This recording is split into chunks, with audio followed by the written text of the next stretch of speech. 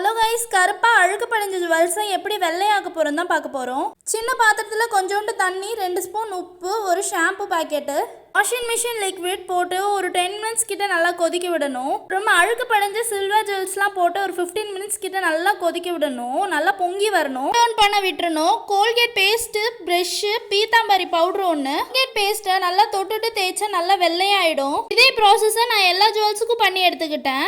பிரஷ்ஷை வச்சு ஒரு 5 to 10 minutes வரைக்கும் நல்லா தேய்ச்சாதான் அழுக்கெல்லாம் போகும்.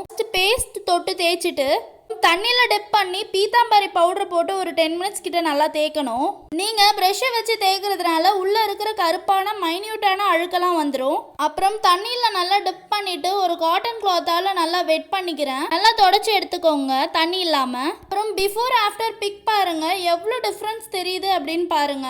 எவ்வளோ க்ளீனாக வெள்ளையாக இருக்குன்னு பாருங்க. இந்த வீடியோ உங்களுக்கு பிடிச்சிருக்குன்னு நம்புகிறேன். தேங்க்ஸ் ஃபார் வாட்சிங்.